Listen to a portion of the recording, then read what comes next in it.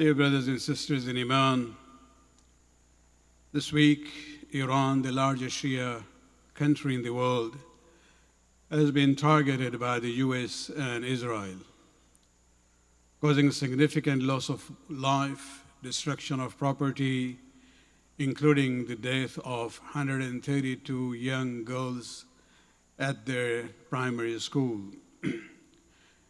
The Shia community globally is going through a great deal of anxiety for the sake of their fellow believers in Iran. More so when you realize that there are many, many Shias who followed the Grand Ayatullah Khamenei as a Marja Taqlid, as a religious guide, irrespective of his political position in Iran.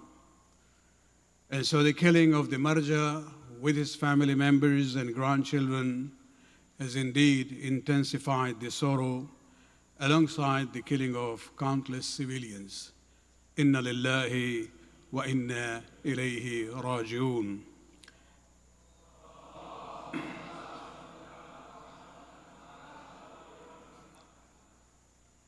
I had no future way of looking at what's going to happen, but it was kind of a coincidence that last Friday, in my first khutbah, I talked about the issue of so-called justification for attack on Iran, that is completely flawed.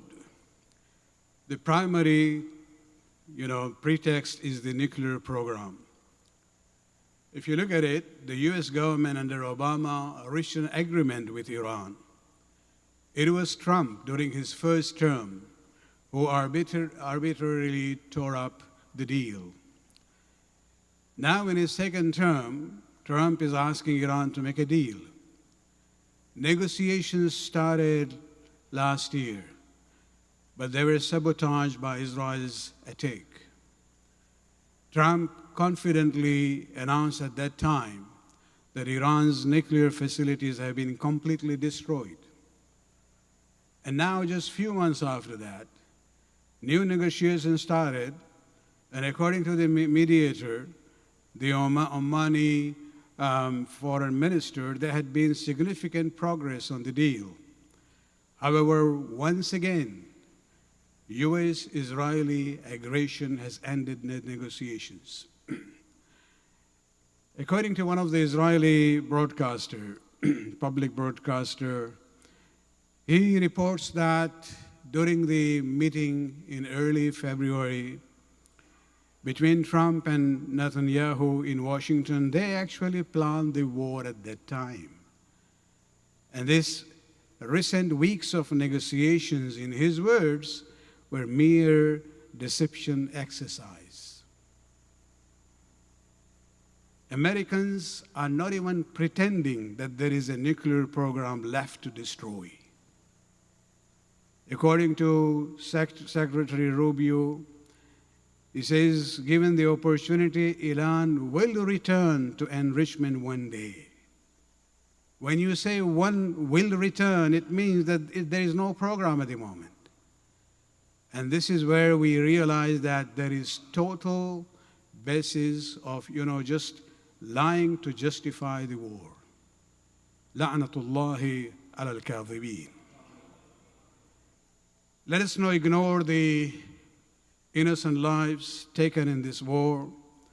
On the very first day, airstrikes hit a school in southern Iran, killing at least 132 girls and their 14 teachers. You can see the image in the media, the way the graves have been dug and the janaza which was done for the Shajara-e Tayyeba primary school in Minab. We very openly say, shame on those political leaders in the US and anywhere else who express sympathy for American soldiers, but did not even say a word about those innocent girls aged 6 to 11. Shame on those Iranian dissidents and their so-called leader who pays condolence to the few American soldiers, but does not even mention a word about these young Iranian girls. And this is where you come to realize, how low these people have reached. May Allah subhanahu wa ta'ala deprive them of their strength, and may Allah bring the hastening of the Waliul Asr sooner than later. اللهم عجل فرج مولانا صاحب العصر والزمان إن أحسن الحديث كتاب الله العزيز بسم الله الرحمن الرحيم والعصر إن الإنسان لفي خسر إلا الذين آمنوا وعملوا الصالحات وتواصوا بالحق وتواصوا بالصبر.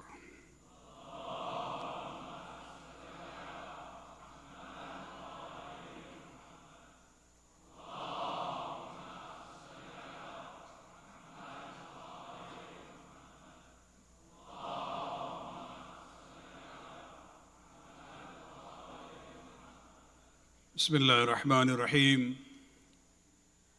الحمد لله الذي لا إله إلا هو الحليم الكريم وغافر الذنب وقابل التوب وهو الغفور الرحيم ونشهد أن لا إله إلا هو العطوف العباد بجوده والعواد على المذنبين بحلمه ونشهد أن محمدًا نبيه وحبيبه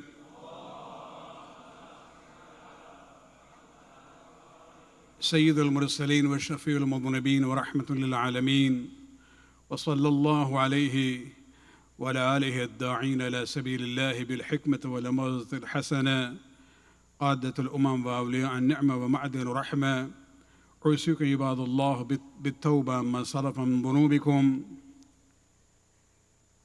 Looking at the global issues and then coming to the local scene. What is our government doing? And what is our responsibility towards it? We saw in January at the World Economic Forum in Davos, Prime Minister Mark Carney eloquently described the US policies as a rupture in the world order, where the large manpower is submitting to no limits, no constraints. The strong can do what they can, and the weak must suffer. And he proposed this middle power concept. We have to resist that. But then when this war started, the same Mark Carney changed his tune. On 28th of February, he said Canada supports the United States acting to prevent Iran from obtaining a nuclear weapon. Then after a couple of days, when he was questioned about it, he slightly backtracks and he says it is a position that he takes with regret. But then later on, when he's asked again, then he says, we can never categorically rule out participation, our participation. And that is the sign of danger for us. And this is where the question comes up. How can Canada support the US and Israeli aggression and war on Iran? An important article just this week by Lloyd Axworthy, the former liberal foreign minister under Jean Chrétien. I don't know how many of you were alive at that time, or mature enough to understand. This is late 90s, where he actually describes Carney's latest opinion as a fault line at heart of our foreign policy. That is not the Canadian style. In his words, he says, we invoke international law and the rules-based international order when adversaries engage in unlawful actions. But we abandon those same rules entirely when it's the Americans doing the bombing. According to him, this is not realism. This is recklessness. He continues, Under the UN Charter, cross-border uses of forces are prohibited except in two narrow cases: decisions by the Security Council or the self-defense in response to an actual, truly imminent armed attack. And according to him, US and Israeli attack on Iran fits neither. There is no Security Council mandate, and Ottawa has not been able to argue that the US and Israel are responding to an attack that was instant, overwhelming, leaving no choice of means. Carney supports the war to prevent Iran from ever acquiring a nuclear weapon. According to Axworthy, from his own party, a senior politician, he says the strikes were launched when diplomatic talks were ongoing. That's precisely the moment a government that claims to believe in peaceful settlement should have been throwing its weight behind negotiations. Those talks were necessary in the first place because the Trump administration had already torn up an agreement made by former President Barack Obama for a functioning multilateral framework that placed verifiable limits on Iran's nuclear programs. Trump's decision to walk away from that deal and now to use force rather than return to a negotiated framework is part of the same pattern: disdain for international agreements and a preference for coercion over law. And therefore, Mr. Axworthy, as an elder, statesman and a politician of Canada, reminds Canadians, we have been here before and once knew better. In 2003, Canada refused to join the American invasion of Iraq because there was no Security Council resolution, and the case for war rested on preventing a hypothetical future WMD threat. Today, by endorsing preventative strikes on Iran during ongoing diplomacy and after Washington itself shredded the previous agreement, we are embracing the very doctrine we used to reject. And so he basically highlighted this double standard and hypocrisy of Canada's current situation. He says, look at this. When Russia uses force without lawful grounds to invade Ukraine, it is condemned as an outlaw. When US does something same, we kowtow in effort to curry favors with them. And I would suggest that our Prime Minister should be looking at the example of the Prime Minister of Spain. Pedro Sanchez clearly condemned US and Israeli strikes on Iran on Saturday as an unjustified and dangerous military intervention outside the realm of international law. The foreign minister of Spain said the Spanish government will not authorize the use of the bases for anything beyond the agreement or inconsistent with United Nations. On Tuesday, Trump threatened to end US trade with Spain. The Spanish Prime Minister replied, "We are not going to be complicit with something that is bad for the world and also contrary to our values and interests, just out of fear of reprisals from someone." He summarized Spain's position in 4 words: no to the war. And so the question here is, what do we do? And I would like to suggest 2 things. Number 1, join by signing the petitions which are there by 2 or 3 organizations already is going on. Put your name there, because these emails which are sent through these groups, when the numbers reaches high, the government has to listen to the opinion of the Canadians, because majority of Canadians are against this war.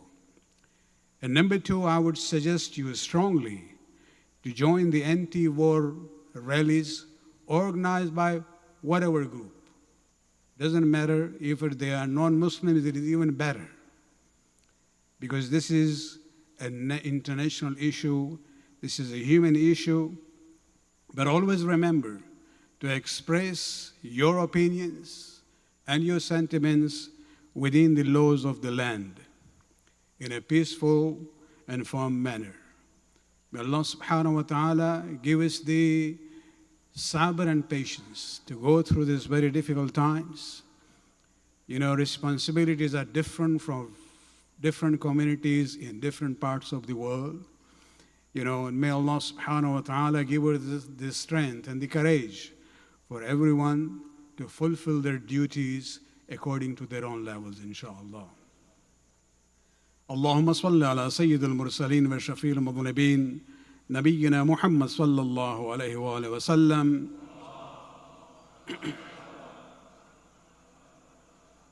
وعلى إمام المتقين وأمير المؤمنين علي بن أبي طالب صلوات الله عليه وعلى سيدة نساء العالمين سيدتنا فاطمة بنت رسول الله صلوات الله عليها وعلى سيد الشباب أهل الجنة الحسن المجتبى والحسين الشهيد بكربلاء عليهم الصلاة والسلام.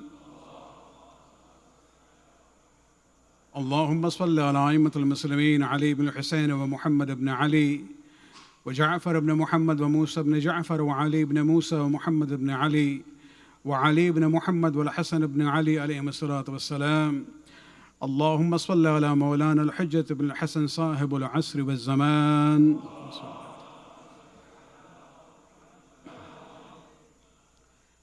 ماحي آثار البدء والطغيان وحادي بأبنية الشرك والنفاق حاسد فر البغي والشقاق صلوات الله وسلامه عليه وعلى آباء الكرام ما اتصلت الليالي والأيام.